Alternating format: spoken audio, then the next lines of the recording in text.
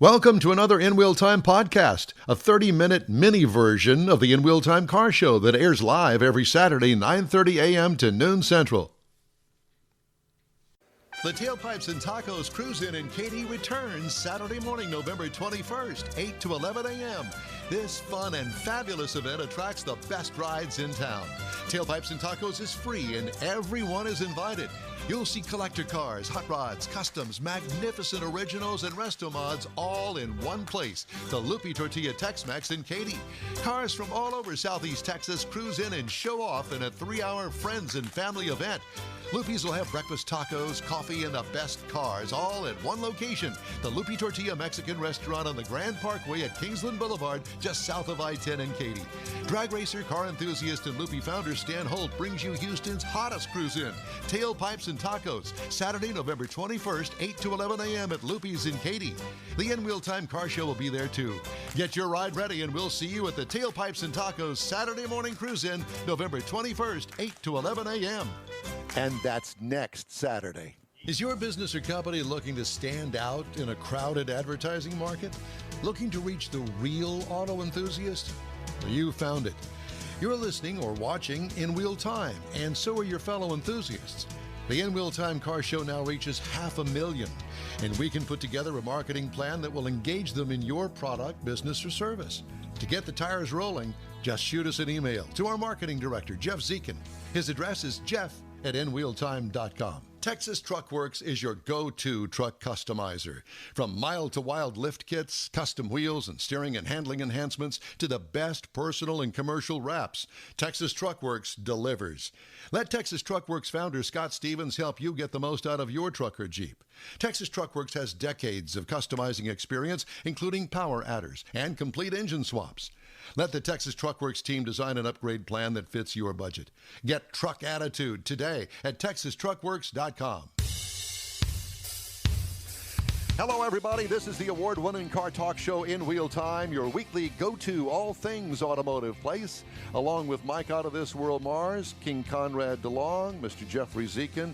I'm Don Armstrong. So glad that you could join us on this absolutely beautiful Saturday in Houston, Texas. I think high temperature today is somewhere in the low 80s. Got a little cool front coming through tomorrow. The weather's supposed to be nice all week long. Again, you know, the yard needs a little water. I hate to even say it. Yeah, I know. Here, when we turn the sprinklers on, Don. Yeah, I got lots of those. No, I'm good. But at any rate, we have with us on Zoom right now, is joining us, Mr. Troy Dixon from Houston Performance Driving. And there he is, ladies and gentlemen, with his oh-so-vogue headset. Hi, Troy Dixon. Good morning, gentlemen. How are you? You sounds very professional. That's right. Well, we're gonna got that deep voice. Well, we're gonna nip that in the bud real quick. Troy Dixon, what the heck have you been up to, sir? I'm currently booking us 4 first-class tickets to San Francisco. Going to a restaurant there? I've got us a VIP table at the Asian SF. Yes, Asian facility, SF. And I'm looking forward to it. So everybody get your energy where it needs to be. Put your big boy pants on because we're going in. Either that or just don't wear. Either that or just don't wear any pants, Troy Dixon. That would be my suggestion. If you are, wear the leather ones. We have completely lost. It sounds like you've been there once or twice. So yes, definitely, I have. You'll be my well of knowledge to just don't let me slip. Okay. I wouldn't think of it. I'll take you by the hand and show you the way, the wicked, wicked way. It's good to know people are listening to the show, isn't it? Troy Dixon, oh my God, yes. Well, hey man, it's great to see you. I hope that all is well up there in the Woodlands. Yes, sir. It's going well. Thank you. And how are things with Houston Performance Driving, sir? Things are going well. You know, it's like anything right now with COVID. You know, we're definitely feeling the effects of having large gatherings. It's affected most of all of our meets altogether. We do have some starting to come up on the calendar, but you know, some of the things that we've been doing in the here and now have been sidelined, like our Bombshells meet. You know, a lot of our cruises and things like that, our dyno days have been kind of shelved a little bit, but we've got a lot of those things back on the calendar now. So really, I think here within the next week or two on our calendar on Facebook, you're going to start seeing a lot more events popping up and getting the notifications for those. And then, of course, during the downtime, what we've decided to do is if we weren't hosting our own events, we were going to use our platform to advertise everybody else's events that fit our mold and our base of our group, and just try to get the word out so that way that people that are doing things can probably benefit and get that word out as best we can through our platform. Well, next week is Tailpipes and Tacos, which would be a great event for you guys to all motor down there between 8 and 11 at the Loopies in Katy. And that's a great cruise route because it's right off 99. That's exactly what I'm thinking. And there's a lot, Troy's in the Woodlands, but HPD is citywide. Right. All the way down to Galveston, all the way out in Katy. So even if the Katy contingent showed up, it'd be a huge number of HPD folks meaning Houston Performance Driving, not Houston Police Department. Well, I think they have. I think they've had some interactions, doesn't it, Troy? They've had some interactions in the past. Maybe in the old days it did. There was some moments where we were learning our lessons, but now that we're in our 40s and we're older and we have families and things like that. Back when we were young and dumb, we were right. Like I said, but we were lucky, and it's unfortunate that because HPD was known as a kind of a street racing syndicate, more or less, forum. And that's why we kind of got popular and how we got a lot of eyes on us. But once you get that attention, it can be good and bad.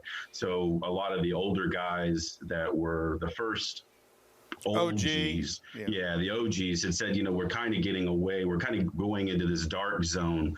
Let's stay on the straight and narrow, and we can still have fun and do things. We're going to have to use our imaginations, of course, and regulate things. But at the end of the day, the events are going to be safer and better. And so we started getting into like drag days and track days over at Old Lone Star and HMP and Royal Purple. It's not Royal Purple anymore. I think it's Houston Race Park now. Houston Race Park. Yeah, and so we were doing, our Midnight 1320, which was a street racing setup, bracket racing. We had pots going for $5,000. It was so fun back then. Had the human starters.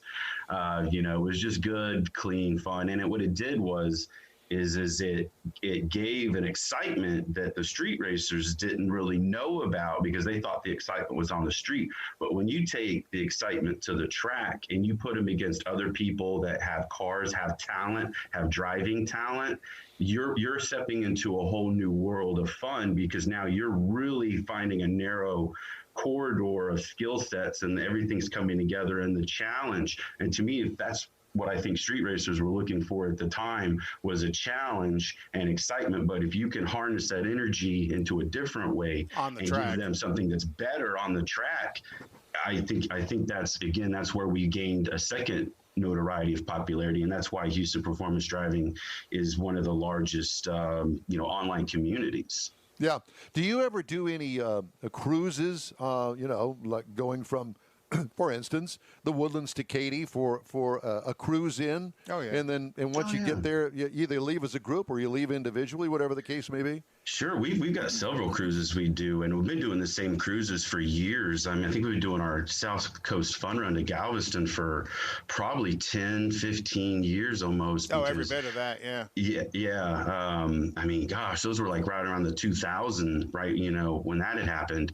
And so, but those cruises have gotten a little harder because, again, the social media, it adds to a certain responsibility that, like, we had cruises back then where 100 cars, then it was 300 cars. And we've had cruises that were 750 cars where I'm thinking this is just madness. Now, granted, everybody behaved themselves and we didn't have a lot of issues or anything like that, but just that sheer number of cars on the road going, 288 south to Surfside Beach and then coming off the coastal highway. You hit that toll road down there, that toll bridge, and you got that many cars to try and pass through. It would attract attention, and not horrible. that everybody was misbehaving, but that attention was never good. And usually, I think the guy in the black Corvette that was running up front was the first one everybody got, because you ended up talking to a few DPS officers and Lake Jackson Police Department a few times because you were the leader.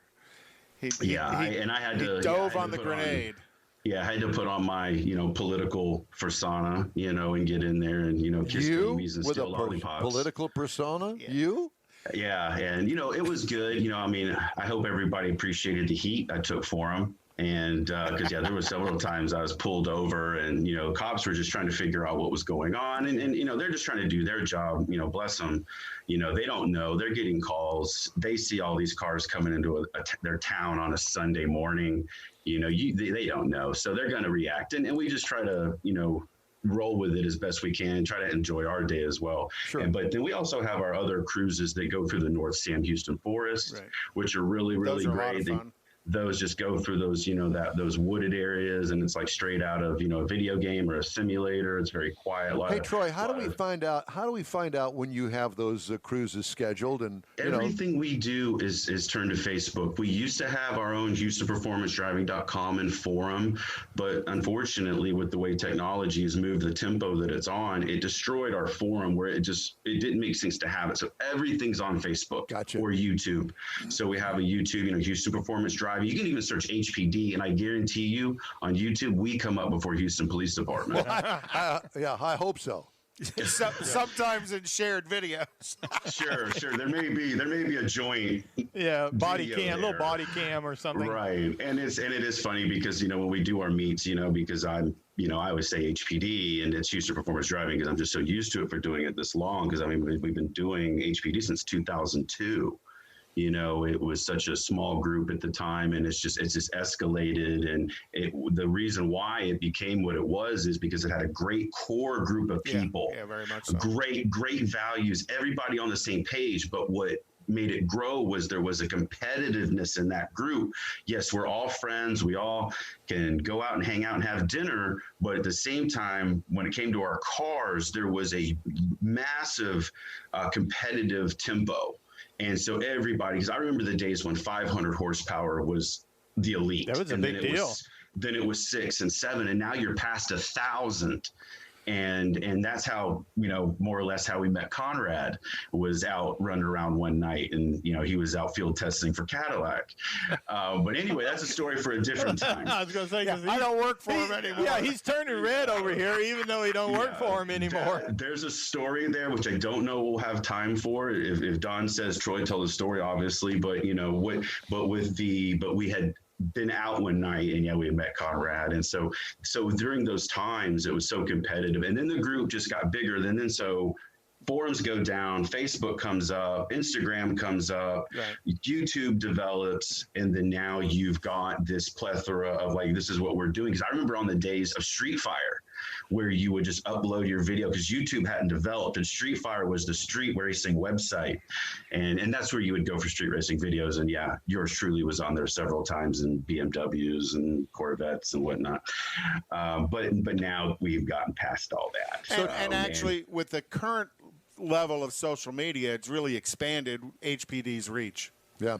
Oh yeah, like I said, we've grown in leaps and bounds. I think we have about 30,000 followers in Houston on our fan page, and I think we have about 10,000 active members on our group. And we do regulate those people. You do kind of have to jump through some hoops, answer some questions, and we try to keep everything Houston or Texas or maybe even somewhat parts of Louisiana based, but it's a great thing. And, we're just looking forward to, our big Twin Peaks meet coming up soon. And we're working on a South Side meet now. We've been doing a North Side meet in the Woodlands for 6 years.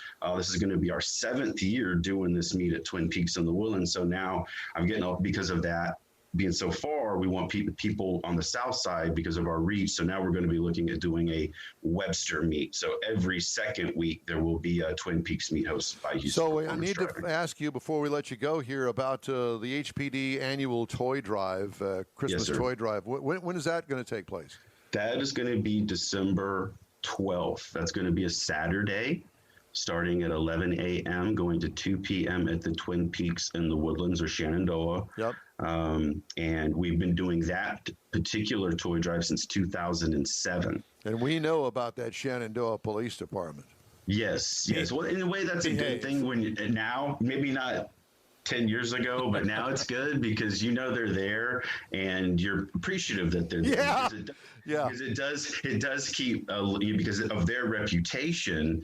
It does keep everybody well behaved and well mannered. And not that our group isn't well mannered, but because our group is so big, you can't control everyone. And just every once in a while, Troy, the left foot will slip right off that clutch, and it just goes up in smoke, and you can't help it. Right. That's why I go out in third gear, Don. Okay. Well, I always learn something from you, Troy Dixon, and I really appreciate that. But the toy drive is just come to Twin Peaks, bring a wrapped new gift to give away. Wrapped or unopened? No, unopened. New unwrapped, because we need to be able to identify the toys. Right. We need to be able to identify the toys. Yeah. So we're looking for toys for boys and girls ages 2 to 12.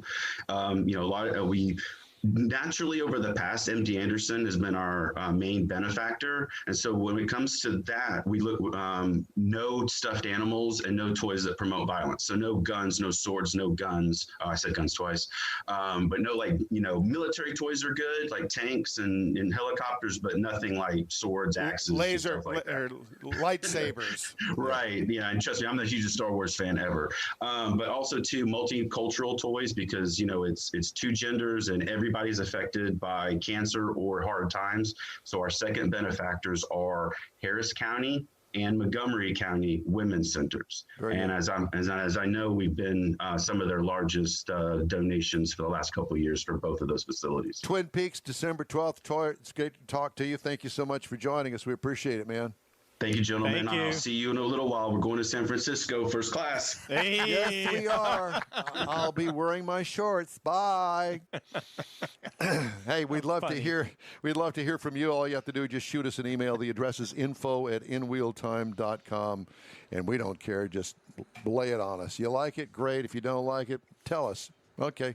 Not that we'll change anything, but you get it off your chest, so to speak.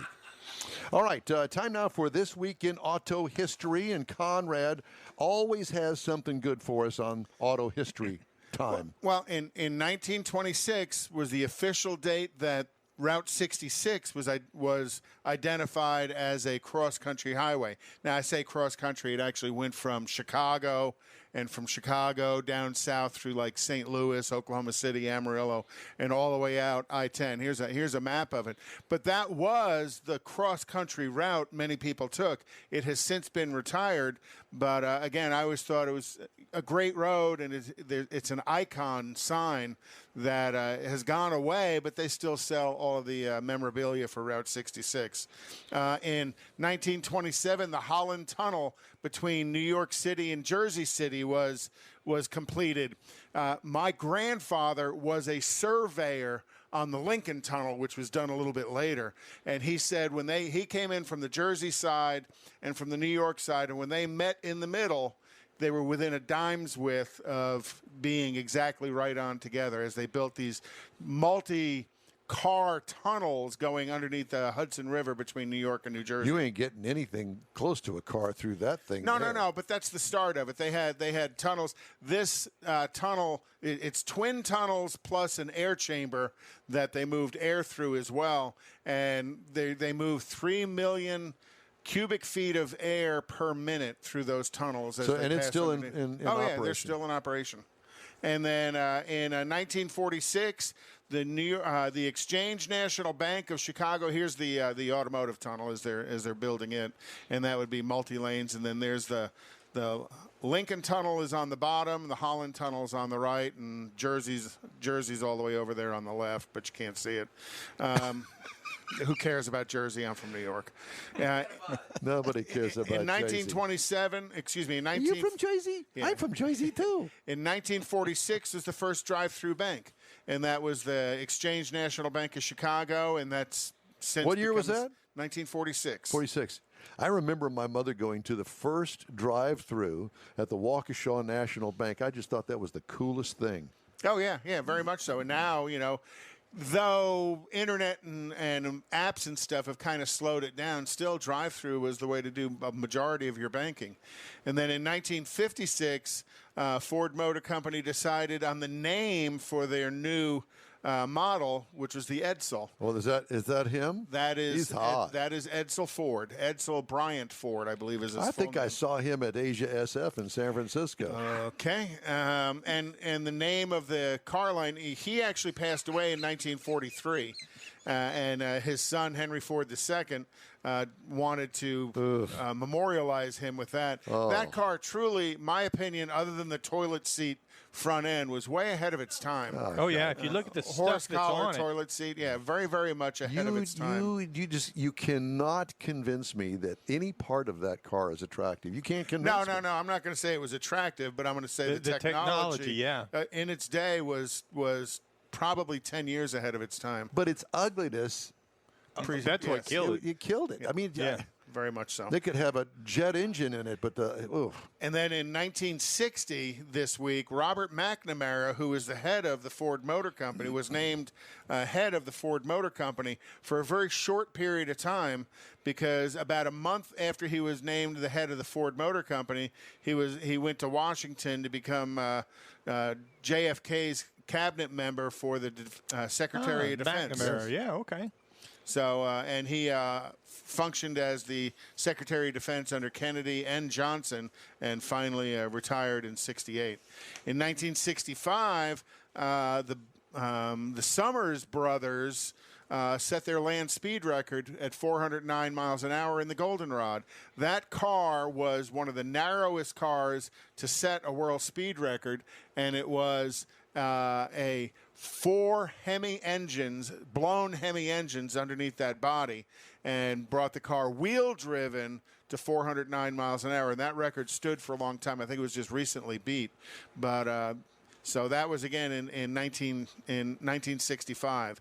In 1978, a stuntman in Georgia driving for the Dukes of Hazzard set their jump to General Lee. This is a picture of and this was in the opening of the Dukes of Hazzard, and that jump was in every show, and it was the only jump that was in every show.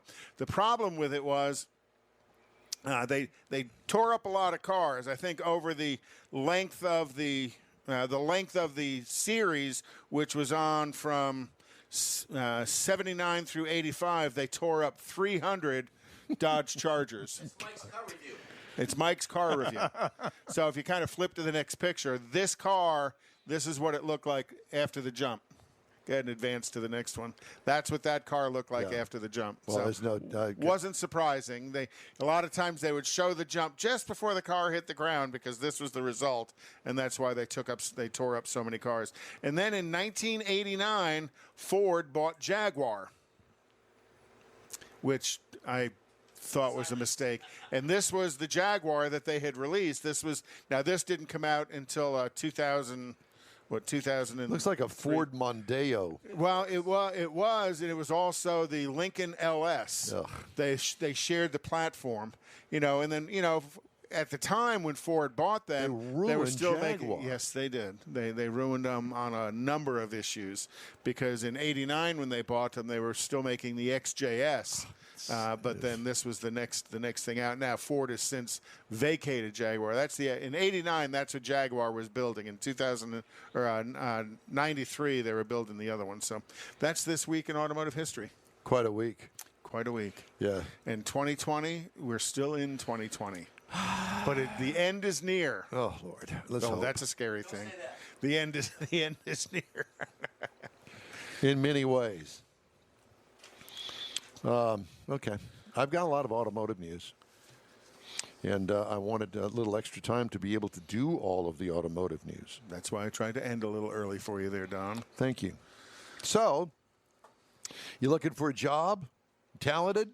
General Motors plans to hire 3,000 employees by the first quarter of next year to accelerate electric vehicle production, hopefully the non-Inferno type, and enhance vehicle software. The additional jobs, many of which are related to GM's proprietary Ultium batteries and EV development, will help GM stick to the new EV standards set by the electric GMC Hummer pickup, which, and I didn't know this, was developed in only 18 months. Yeah, I didn't realize it was that quick. 18 months, that's pretty huge. fast, Yeah. But GM's work on electric platforms has been pretty advanced over the last 10 years, but delivering the Hummer EV that quick is pretty amazing. The roles will be in engineering, design, and IT, and many of the positions can be had remotely, so you can do it from the Your comfort house. of your living room. The GM is more confident in workers' ability to make progress remotely after many employees have worked off-site throughout the coronavirus pandemic. Location won't be a deterrent for the new hires. There you go. From somebody who doesn't work for GM anymore, good for them. Well, former Nissan chairman Carlos Goshen. Oh no, you can't do that. I'm gonna get story. ahead Yes, of you. you don't Okay. get that. There's a couple of pieces to that story, but I'll let you go. Former Reynolds and Reynolds Company and Houstonian CEO Bob Brockman will remain free on a $1 million unsecured bond while he fights federal charges for tax evasion and wire fraud, according to a judge this past Wednesday. Brockman, 79, was indicted last month on 39 counts that include tax evasion, wire fraud, money laundering, and evidence tampering. Prosecutors say Mr. Brockman created an elaborate offshore scheme over 2 decades to avoid taxes on $2 billion in income. So if I steal $2 billion, I only have to pay $1 million bond. Sign me up. Reynolds and Reynolds, the largest privately held provider of dealership management system software and services, is headquartered in Dayton, Ohio, but he lives down in River Oaks. Well, they have a big complex up off of 290 that is their tech center here in Texas, kind of their call center. GM is recalling 194,105.1 vehicles in the U.S. because bolts on that horrible start-stop accumulator could be loose or missing, resulting in a transmission oil leak, increasing the risk of a thermal event. The recall vehicles are 2018 to 2020 Buicks, Cadillacs, Chevrolets, and GMCs. Do they have anything else? No, I think that's everybody. That's all. Dealer notification started October 29th. Vehicle owners will be notified starting December 14th. If you're one of them, don't park your car in the garage. New York study touts marketing power of live auto shows. And I think that it's not a secret any longer that the Houston Automobile Dealers Association and the Houston Auto Show is not going to happen in January. The study said 229 brand additions are made to shoppers' lists as a result of consumers seeing those brands, 229,000, as a result of consumers seeing those brands at the New York Auto Show. Now, you can just take that and bring it to the Houston Auto Show or the LA Auto Show, whatever. Do the math, yeah. Do the math. More than half of new vehicle buyer households that attended the New York show said their auto show experience influenced their decision. More than half, according to a study by Foresight Research. The 10-year study of the show analyzed the attendance, demographics, media influence value, and purchase influence of the longtime event. Study also touted the value of auto shows in general. They are ranked first as the most influential marketing channel or media channel, just ahead of digital, according to U.S. Auto Show Immersion reports. About 83% of attendees said shopping was their motivation to attend. The average dwell time, or the people that stayed at the show, was 4.75 hours. And think about how incredible the Houston Auto Show was to feed that theory with the test drives available outside, with the test drives available inside as well. So they were definitely feeding that theory of how influential the car show is on the buyer. Time for us to take a quick break here on the In Wheel Time Car Show. Stay with us. We'll be back right after this. The Tailpipes and Tacos Cruise-In in Katy returns Saturday morning, November 21st, 8 to 11 a.m. This fun and fabulous event attracts the best rides in town. Tailpipes and Tacos is free and everyone is invited. You'll see collector cars, hot rods, customs, magnificent originals, and resto mods all in one place. The Loopy Tortilla Tex-Mex in Katy. Cars from all over Southeast Texas cruise in and show off in a 3-hour friends and family event. Loopy's will have breakfast tacos, coffee, and the best cars, all at one location. The Loopy Tortilla Mexican Restaurant on the Grand Parkway at Kingsland Boulevard, just south of I-10 in Katy. Drag racer, car enthusiast, and Loopy founder Stan Holt brings you Houston's hottest cruise-in. Tailpipes and tacos, Saturday, November 21st, 8 to 11 a.m. at Loopy's in Katy. The In Wheel Time Car Show will be there, too. Get your ride ready, and we'll see you at the Tailpipes and Tacos Saturday morning cruise-in, November 21st, 8 to 11 a.m. Is your business or company looking to stand out in a crowded advertising market? Looking to reach the real auto enthusiast? Well, you found it. You're listening or watching In Wheel Time, and so are your fellow enthusiasts. The In Wheel Time Car Show now reaches 500,000, and we can put together a marketing plan that will engage them in your product, business, or service. To get the tires rolling, just shoot us an email to our marketing director, Jeff Zekin. His address is jeff@inwheeltime.com. Texas Truck Works is your go-to truck customizer. From mild to wild lift kits, custom wheels, and steering and handling enhancements to the best personal and commercial wraps, Texas Truck Works delivers. Let Texas Truck Works founder Scott Stevens help you get the most out of your truck or Jeep. Texas Truck Works has decades of customizing experience, including power adders and complete engine swaps. Let the Texas Truck Works team design an upgrade plan that fits your budget. Get truck attitude today at TexasTruckWorks.com. That's it for this podcast episode of the In Wheel Time Car Show. I'm Don Armstrong, inviting you to join us for our live show every Saturday, 9:30 a.m. to noon Central on Facebook, YouTube, and our InWheelTime.com website. Podcasts are available on Apple Podcasts, Spotify, Stitcher Radio, iHeart Podcast, TuneIn, Google Podcast, and Podcast Addict. Keep listening, and we'll see you soon.